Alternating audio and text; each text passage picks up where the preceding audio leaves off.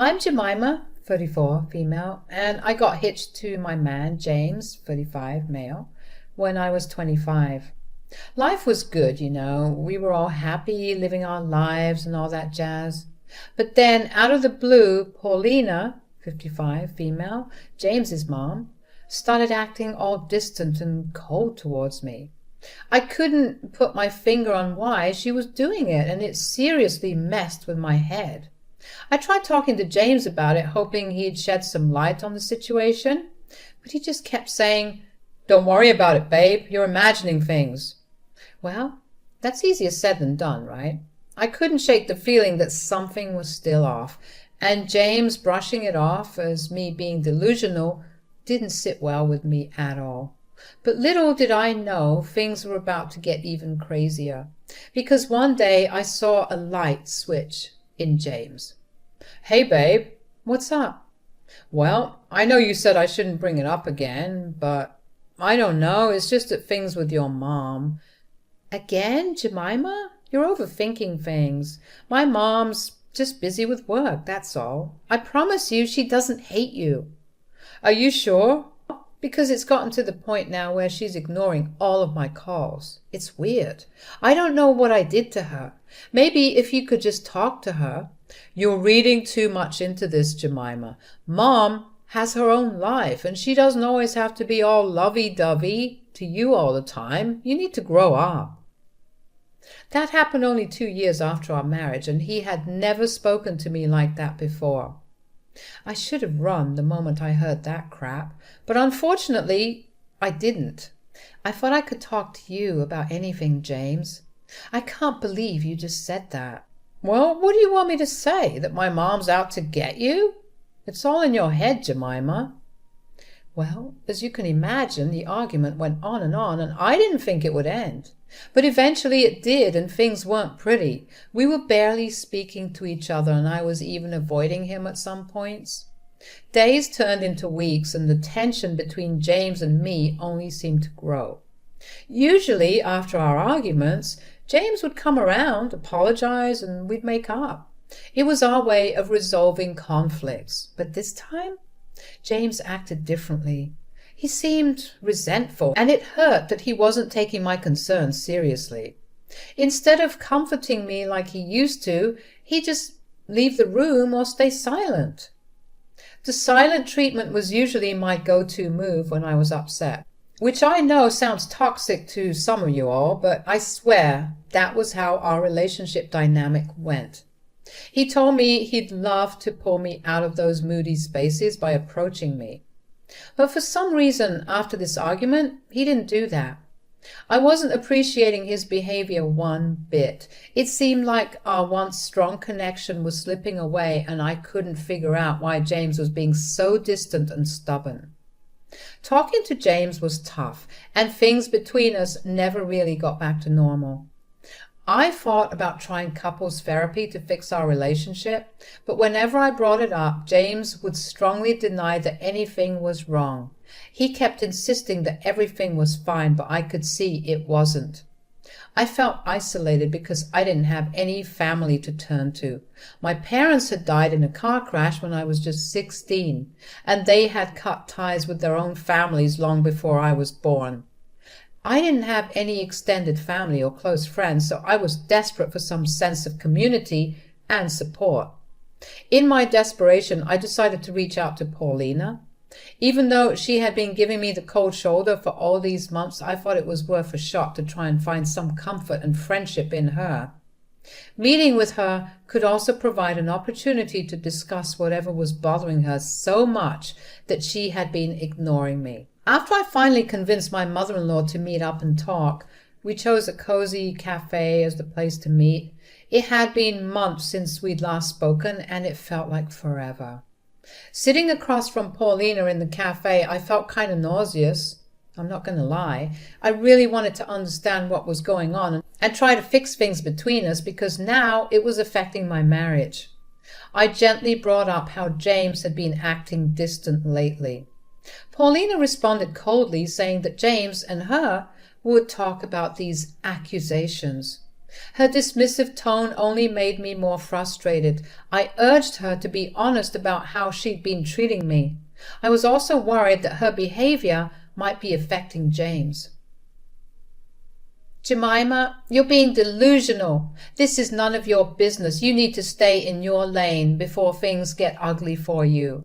Paulina, I'm not making things up. I just want to understand what's going on between us and why James has been acting so distant lately.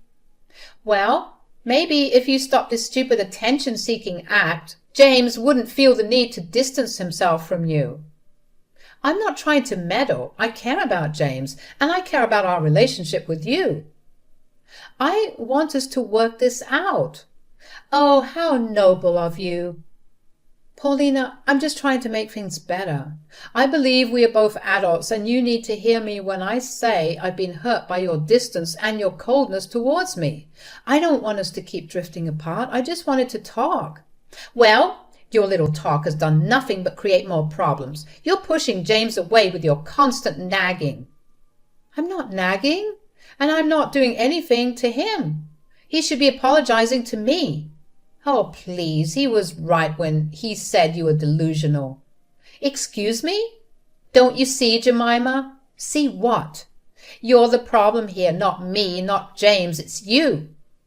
Well, please tell me what I did. You started making up these crazy accusations saying that I have a problem with you. Honey, no offense, but you aren't even on my radar like that. But why not is what I'm asking. We used to be so close, and now you don't even bat your eye when you look at me. If I did something wrong, please tell me. As our conversation continued, Paulina's frustration grew, and she started raising her voice. Our argument caught the attention of the cafe staff, who had to kick us out for all the noise. I was so embarrassed. When I got back home after this uncomfortable encounter, James was furious. He had just talked to Paulina on the phone, and it seemed she didn't mind sharing our cafe conversation so quickly. Jemima, what the hell were you thinking? Why did you confront my mother like that? James, I didn't mean to upset you, but that's what you do, isn't it? You just always upset me. Where is this even coming from, James? You realize that this shit between us started because of your mother, right? I told you that you were being crazy, and now you've roped her into everything. Well, someone had to. Since you weren't listening to me, I just felt like something was wrong between us, and I wanted to understand what was going on. Talking to my mom like that won't help anything. You've just made things worse. James, I'm trying to make things better between us and with your family. I don't want us to drift apart. Why is that so hard for you to understand? Well, maybe you should have thought about that before taking matters into your own hands. You can't just go around confronting people like that. I didn't know what else to do. I just want things to go back to normal. As days passed, our fights got worse. The constant drama started taking a toll on my mental health, and my anxiety went through the roof. It felt like I had to be super careful all the time, afraid that I'd set off another big fight with James. Things got so bad that I reached out to a therapist for help. They gave me medication to deal with my anxiety. It was a tough call, but I felt it was my only option to cope with all the criticism and mind games from James. James didn't know about the medication I was taking. James didn't let up with his constant criticisms. He nitpicked everything I did, from cooking to cleaning. It seemed like nothing I did was right, and every day felt like a battle to avoid setting off another argument. Despite trying my best to talk things out and find a solution, our relationship was spiraling out of control. It was taking a massive toll on my mental well-being, and I just wanted James to understand and show some empathy. Instead, he seemed consumed by anger and resentment that I fully didn't understand. Living under James's constant scrutiny had become exhausting. No matter how hard I tried to avoid upsetting him, he always found something, anything to complain about. I felt like I was walking on eggshells just trying to keep the peace. Life had become miserable, and I couldn't shake that feeling of dread that hung over our relationship. Despite my best efforts, it seemed like James was always looking for something to criticize. Then, one day, things took a dramatic turn. I happened to pick up James's phone when it was ringing, and when I scrolled through his messages, I couldn't believe what I saw. There were explicit photos in his chat with some coworkers. Some of the girls looked really young, too. My heart sank, and I was hit with shock, anger, and confusion all at once. I couldn't believe my eyes. My first instinct was to confront James about it, but fear held me back. I was scared he'd turn it around on me just like he had done so many times before. I hesitated, holding the phone tightly in my hand. Should I confront him now? Or should I put the phone back and gather my thoughts? But before I could decide, I heard the door swing open. It was James. His eyes locked onto mine, and his surprise quickly turned into anger. "What the hell are you doing with my phone?" I was caught off guard, my words stumbling out as I tried to explain. I found it and I was going to put it back. James got angrier and started yelling at me. "I asked you a question, you idiot. What the hell are you doing with my phone? Are you going through my stuff?" I found it and I was going to put it back." "You were snooping through my messages, weren't you? Don't deny it." "No, I swear I wasn't." "Save your pathetic excuses. I can't believe you'd invade my privacy like this." "I didn't mean to. I didn't think." "I didn't mean to. Your stuttering is so freaking annoying. Get it together." Excuse me?" "You heard me. It's annoying. And by the way, I know." "Know what?" "Don't play dumb with me. Your precious anxiety meds? Remember those? Or have they fried your brain? You're such a mess, Jemima. I can't stand how anxious and blubbering you've become. It's gross." "You know what, James? I've had enough of your constant criticism. You don't get to cheat on me and treat me like a dog, James." "Yeah? And so what?" "So what? Oh, really? What did you expect, huh? You're so weird, so crazy." "I expected honesty, respect, and love. But all I've gotten from you is deceit and disdain. I know you've been cheating on me." "So what if I have? You're too messed up to satisfy me, Jemima." "I want a divorce, James." "You don't have the guts to leave me, Jemima. You're too weak and dependent on me." My life had hit rock bottom. I felt defeated and helpless, crying myself to sleep most nights. James continued to berate me for what he deemed laziness, but I had reached a point where his words no longer had an impact. I had given up caring about his hurtful remarks because nothing I did made him happy. Then, one day, something incredible happened. I received news that completely turned my life around. It turned out that I had long-lost family relatives who were eager to reconnect with me and share a portion of my grandfather's substantial inheritance. They were incredibly wealthy and had initially sought to mend ties with my parents, but since they were no longer alive, they tracked down the next of kin, which happened to be me. The inheritance amounted to a staggering $800,000, something that could change my life for the better. I was so freaking ecstatic because now it meant that I could leave James for good and find my own way. I felt like a new person with endless possibilities. I was just waiting patiently for me to meet with my family members and live my best life. I wore a constant smile and radiated happiness, a huge contrast to my previous state of depression. This change obviously triggered my narcissistic husband. No matter how hard he had tried to bring me down, I had found some form of happiness again, and I wasn't about to let him take it away under any circumstances. A few more weeks passed, and I was still eagerly waiting to hear from my family in Europe about their arrival in America. I was excited and hopeful about the possibility of reconnecting with them and getting my hands on the inheritance money which could change my life. During this time, James was getting more and more frustrated. He could see that his usual tactics to bring me down weren't working anymore, and his anger was bubbling under the surface.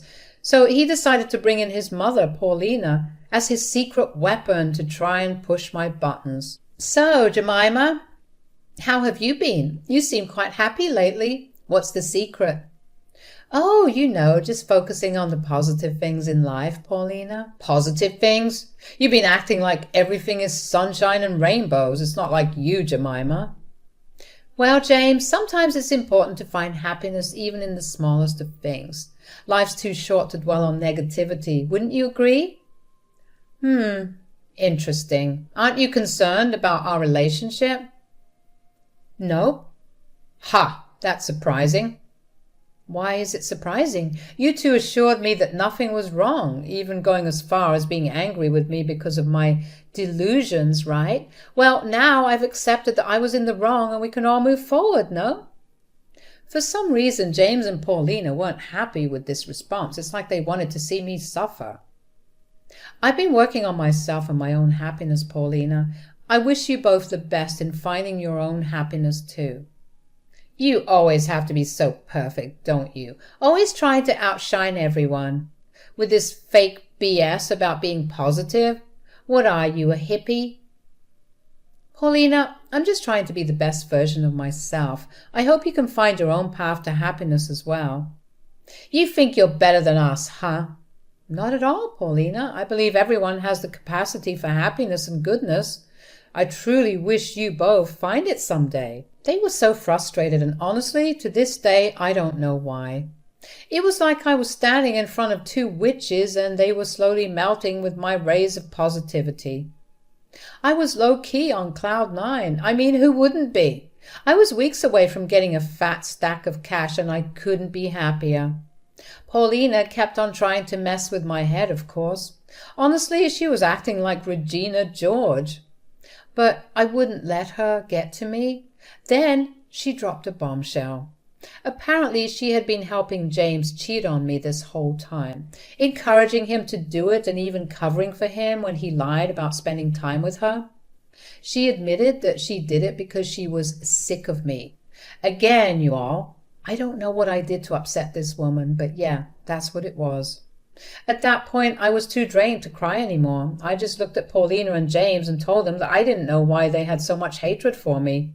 But I didn't care anymore. I wanted a divorce, and that was that. Paulina and James were super shocked because they thought I'd never leave. Paulina especially remembered seeing me cry and probably thought I was too weak to go. But this time, I stood my ground. I wasn't going to stay in a toxic situation any longer. My past suffering wasn't going to hold me back anymore. I was determined to focus on my future. I told them that I didn't want to keep causing stress in the family. My presence seemed to just make everyone upset and I couldn't take it anymore. It was time for me to move on and seek the happiness I'd been missing. Jemima, you can't be serious about wanting a divorce. Have you been taking your meds? I've seen you crying your eyes out for the past few months. You're hopeless, dear. You should be grateful for James. He's put up with your nonsense for all these years and you're going to repay him with divorce? Paulina, I may have shed a lot of tears, but that doesn't mean I'm helpless. I'm done dealing with this family and the constant gaslighting. I was determined to leave that house and the toxic atmosphere behind. Paulina and James tried to convince me that I needed them in my life, but I had made up my mind. I couldn't live like this anymore. I began packing some bags, trying my best to ignore their shouting and yelling. They called me selfish and heartless for trying to ruin James's reputation, but I didn't have the energy to engage with their anger anymore. I just wanted out. I stuffed some of my clothes into a suitcase and I left. About a week after I had left, I received a desperate phone call from Paulina. Her voice was filled with desperation as she told me something crazy. She told me that she had discovered James was in massive debt, a shocking $700,000 in total. The reason behind this was apparently some crippling gambling addiction he had. Paulina, now at her wit's end, begged me to come back and help pay off some of these overwhelming debts. Could you imagine? No. What? You heard me. I said no. I'm not coming back. Good luck handling all of that debt, but I meant it when I said I wanted a divorce. Jemima, please be reasonable. Reasonable? Oh, you mean like how I've been trying to act with you and James this whole time? You two treated me like crap. Gave me so much anxiety that I needed to take meds, and now when I've decided I've had enough, you want me back? I don't know if you're just stupid or plain evil. Okay, I'll ignore that rude comment for now, because I'm going to you as a desperate mother-in-law. I suggest you stop referring to yourself as that, because in my eyes you're dead to me. How could you talk to me that way? I'm asking you for help, Jemima. Have a heart. That's rich coming from you. You never liked me anyway. Please leave me alone. That's not true. I did like you in the beginning. Yeah, I can see that. But something happened and I don't know what. And you refused to tell me. Then Paulina sighed, and it sounded like she was fighting back tears when she decided to reveal the truth to me. I couldn't believe what I was hearing. She started by admitting that I had been right all along, that there had indeed been a problem from the start. Surprise, surprise. Paulina confessed that her coldness towards me came from her own insecurities. She felt like I was taking James away from her, and since it was just her and him, she felt lonely, and instead of addressing her own issues, she had decided to take it out on me. She then told me that she was convincing James to cheat on me, as well as spreading some rumors about me to make James angrier with me, which worked in her favor. I guess because everything she wanted came to pass. I couldn't help but feel a mix of anger and sadness. I had never done anything to deserve the way she treated me, and hearing her admit it was really crappy. I told Paulina that she was wrong for trying to destroy my relationship with James. I hadn't done anything wrong as a wife or a daughter-in-law except for existing and trying my best, and she still treated me like crap because she was lonely? How pathetic. Her actions were hurtful and unnecessary. She tried to come up with excuses, but they all sounded like weak attempts to justify her behavior. I couldn't believe that she was so jealous that she was willing to poison our family with her lies. And I guess seeing me not budging about this divorce thing, she realized that she had pushed things too far, too long, and was trying to make amends ASAP. But it was too freaking late. After I firmly rejected Paulina's desperate plea for help, I basically told her I hoped she had a lousy life and hung up. And I'm not going to lie, it felt amazing sticking it to the man like that. It was a moment where I stood up for myself for the first time in ages and refused to get sucked back into the mess that had taken over my life for so long. Now, all I could do was wait for my family to come back from Europe. They'll be back soon, and I was feeling a mix of excitement and nervousness about them coming. I have some big decisions to make about my future. My plan is to hang on to the inheritance money my cousins were going to share with me without letting James and Paulina know about it. When the divorce is officially done, I'll use that cash to make a fresh start in a different part of the city. I've been feeling suffocated in this neighborhood, and I was itching for a place where I could finally breathe easily away from all the BS. No matter how many times James and Paulina tried to get in touch with me, I'm not answering, telling them that if they have some issues, they should contact my lawyer. Wish me luck, y'all.